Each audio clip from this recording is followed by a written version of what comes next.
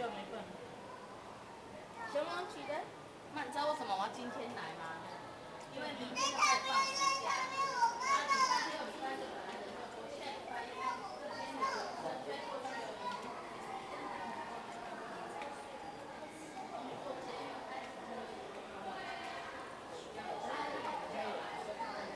对啊，突然转过去有明显的想法。还有慢慢转过来，放风。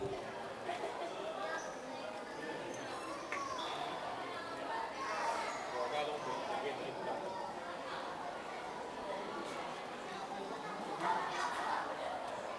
看，这道都不想动了。